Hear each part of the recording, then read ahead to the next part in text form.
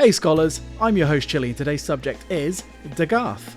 Welcome to the third episode of Warframe Highlights. I know that this episode probably should have been about Vault, but DE are currently running an event where you can get Dagath for free regardless of your account progression. So I figured some of the newer scholars might like an explanation of her, and frankly I think that even the veteran players have been completely sleeping on her, much like I did, until I decided to make this episode. She's also the first and only Warframe to be based entirely around viral damage. Warframes like Lavos, Saren and even Grendel have elements of viral damage in their kit, but Dagath is truly the viral queen. So without further ado, let's get into your favourite faceless horse girl, Dagath.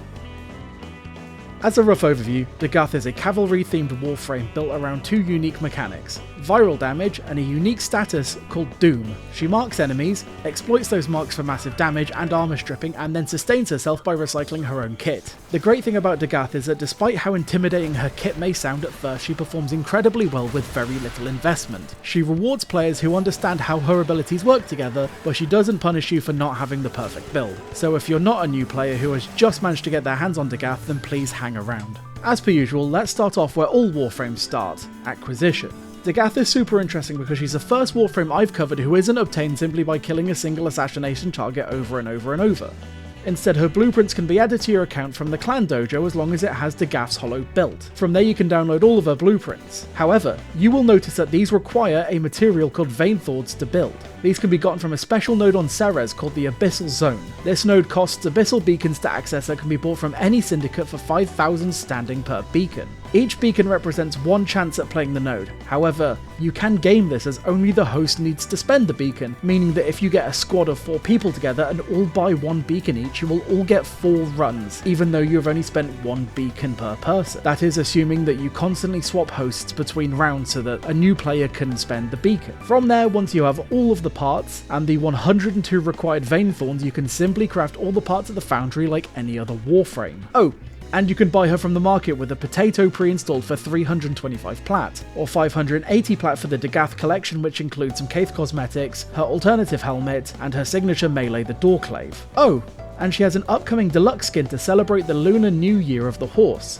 And speaking of horses, you can actually customize her steed Rkali by entering the Deviri circuit, ideally solo, and customizing your Caithing Teshin's cave. The Rkali that appears in her idle animations and 4th ability actually draws its appearance from here. Although, as a little piece of trivia, if you give any other warframe one of Dagath's idle animations, the Rkali will appear without any customizations. And real quick, before we get into the meat of it, I'm just going to quickly plug the Patreon. Please sign up, free or paid, it really helps me out a lot. Thank you very much, and now let's get into the bulk of Dagath's kit. Let's talk about viral damage. We have to, seeing as Dagath loves using it. In fact, 3 of her 4 abilities use it. Viral damage increases all damage against enemy health by 100% on the first stack, and then by 25% per subsequent proc, up to a cap of 325% at 10 stack, decaying at the rate of 1 stack per 6 seconds. This is honestly a really crazy status effect to have innate on Dagath, as even just by a single stack of it is effectively doubling all your damage output, and then 10 stacks is almost multiplying it by 4.5 times. Think about some of your craziest weapons and how much better they'd be with 4.5 times their current damage output. It's worth noting as well that viral exists in a sort of triumvirate with magnetic and corrosive, magnetic deleting shields and corrosive stripping armor, and then viral destroying their life totals. However, unlike magnetic and corrosive that lose their magic once the shields and armor are gone, viral is always live. In fact, the only time viral doesn't work is when the enemies aren't alive to be damaged, which means that the viral already did the job. The only edge case here is almost strictly for Deimos infected, because most of them are entirely immune to virus stacks, but realistically that is a really small concession, and that's why viral is so central to Dagath's identity. But viral on its own is only half the picture. Dagath also has her own unique stats effect that turns viral's damage output into something genuinely terrifying, and that status is called Doom. So yes, Dagath also possesses a completely unique status type called Doom that doesn't stack like a traditional status effect, but instead presents itself as a pair of glowing crosses that stick onto an enemy in the colour of Dagath's energy. Dagath can inflict Doom with her 1, 2 and 4 abilities, as well as those abilities having specific synergies with Doom. Attacking enemies that have Doom inflicted actually stores the damage and redirects it to a scythe that floats above the enemies. This scythe is actually called Phantom Wrath, and once 2 seconds have passed or the scythe has stored lethal damage, it will then crash down into the enemy, dealing the stored damage as true damage, meaning that it immediately bypasses shields and armor, instead attacking the enemy's health directly, or otherwise attacks their other guard, effectively allowing Dagath to attack enemies enemies directly at their HP. Doom also accounts for enemies' virus stacks when calculating lethal damage, meaning that very tanky enemies can suddenly become paper mache in Dagath's hands. There is a unique downside though, as enemies killed by Phantom Wrath are counted as ability kills instead of weapon kills, which will stop it from triggering your equipped galvanized mods. Her passive makes it so that all gathered orbs have 35% chance to have 300% effectiveness, meaning that health orbs heal for 200 health and energy orbs are likewise 200 energy. This passive has 0 cooldown and actually works in Archwing missions for all of 3 people who are still actively playing those. However, this passive also works with mechanics that increase the effectiveness of health and energy orbs such as Amber Archon shards and mods like Energizing Shot, Mending Shot and Restorative Bond. But despite what your intuition may say, it does not scale with Equilibrium, which is super weird. Oh,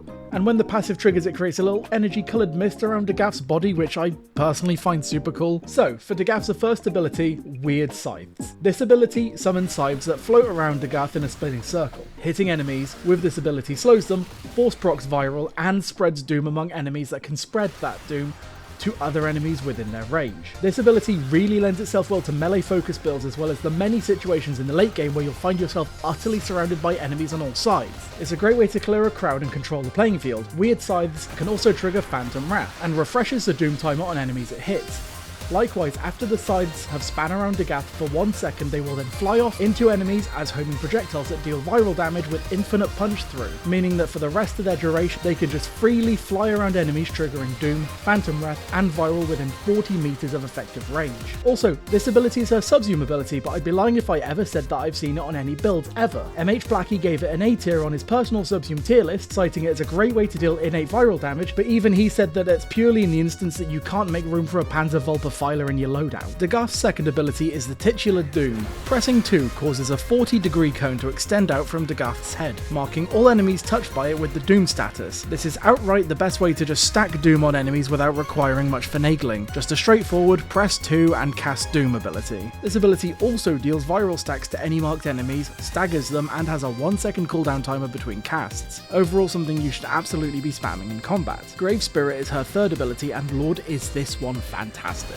Casting this ability shrouds Dagath in a spectral aura that increases her critical damage both regular and especially against doomed enemies. The critical damage boost is percentage based, meaning it resolves after your weapon's innate critical damage. In its base form, it adds just 100% base critical damage to doomed enemies, meaning any high crit weapon you're already using has just had its critical damage doubled without mods. When you start factoring ability strength and arcanes like Molt Augmented, you can push that to over 300% increased critical damage. To put that in perspective, the Strun Prime I run already hits for 4.6 times critical damage. Grave Spirit turns that into a 13.8 times damage, and that's not even accounting for higher tier crits or even stronger crit based weapons. But wait, there's more. Grave Spirit also makes Dagath immortal. Well, mostly. After activating the ability, the next time Dagath takes lethal damage, she instead gains temporary invulnerability and knocks down every enemy within 10 meters. The ability then goes on a 25-second cooldown to prevent spamming. Simple enough on its own, but here's where it gets interesting, with Arcane Escapist. Dagath can mercy kill 9 enemies to generate enough invulnerability stacks from Arcane Escapist to hypothetically outlast that 25-second cooldown entirely, meaning that as long as you're racking up mercy kills, Dagath can effectively be immortal. Oh, and while she's in her spectral form, every enemy she kills is guaranteed to drop health orbs. Combine that with her passive and Equilibrium, and it means that she is actually refilling her energy bar by killing enemies to keep spamming her Doom. This is how the kit feeds itself, and if that wasn't enough, she has an augment called Spectral Spirit. This one instantly puts Dagath into her spectral form the moment you cast it, guaranteeing that invulnerability straight away. Your attacks now also refresh Doom on enemies while active, and she gains a pseudo passive where kills while Grave Spirit is on cooldown reduce that cooldown by 1 second per kill, and with enough enemy density, you can knock down that cooldown to nothing instantly. And after all that, now comes time for Dagath's 4, Rkali's Cavalry. And compared to everything we've just covered, this one is refreshingly straightforward. Dagath takes a second to summon 5 Caiths in a V formation in front of herself before releasing them to stampede enemies in the direction she is facing. They trample enemies, stagger them, and deal high amounts of viral damage, and here's the important bit, permanently strip armor and shields of any enemy not killed that has been marked by Doom. They can also trigger Phantom Wrath, meaning the damage redirection starts ticking the moment they hit a doomed enemy, and it's effectively her finishing move. Now here's where it gets a bit more technical. Each Caith is treated as its own entity and triggers independently independently every second. So if an enemy is touching 2 Scythes for 2 seconds, that is essentially 4 separate procs of viral damage, 4 separate armor strips, and 4 times the stagger duration, which is actually really useful when it comes to modding. At 286 ability strength, a single cast of Rkali's Cavalry will fully strip an enemy. But if you're hitting them with 2 procs, you only need 143% to get the same effect. Fantastic modding value, and you can really use this to free up some mod slots elsewhere. And one last thing, you can spam cast her 4, but only 1 squad of Scythes can exist at a time. So if you recast before the first squad finishes, the old one disappears and a new one spawns in their place. Now, how to use these abilities to the best of her ability? I know Dagath sounds immensely complicated, but it's honestly a lot more simple than your initial expectations. Without her augment mod, I will simply start by casting her 3 to get Grave Spirit active immediately, before then targeting large groups of trash mobs with her 2, and running through the horde with her 1, and then turning around to cast her 4 at the doomed group, allowing Phantom Wrath to finish off anything that somehow survived. Oh, and obviously taking advantage of your insane new crit damage by firing at any stragglers with a critical focus weapon, like maybe my Strun. With her augment, honestly not much changes at all besides the ability to make yourself perpetually invincible, and your attacks also refreshing doom on enemies now. I'd personally consider her augment an essential part of her kit, but I also wouldn't be fighting anyone for not taking it. So let's talk about mods. I personally run Brief Respite in her aura slot because she is a caster, meaning that every single one of her abilities now translates into generating survivability for everyone in Infinity Rate. I also take a lot of strength and then a little bit of each other stat at the cost of efficiency, as her kit can generate energy so freely.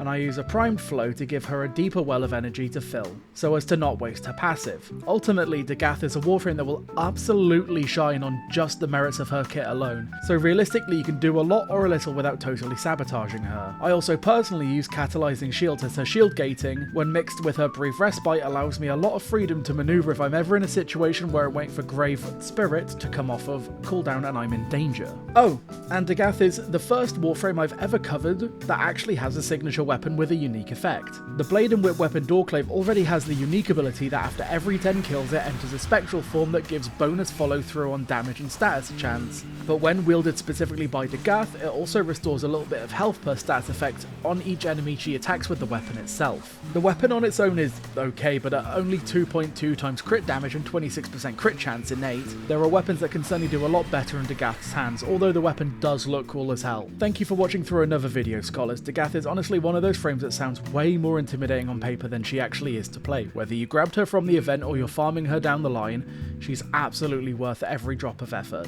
As always, we have a Patreon and I'd love to see you over there, even as free members. It helps me pay my amazing artist QQ, as always linked in the description, and it's a great place to nag my ear off about things you'd love to see me cover next. Thank you to Dydra and Default Account for the continued paid membership, as well as all the free members on the right here. Stay tuned for next Wednesday, where we'll be covering your community questions. That's right, I put up a post here on my community feed not long ago asking for your questions, and I will be attempting to answer all of them to the best of my ability in the next episode. I'd love to make this a recurring thing, so if you have the time, I'll be putting up a new community post when the video drops to collect some more questions for the future. Bye for now, scholars, and see you next time.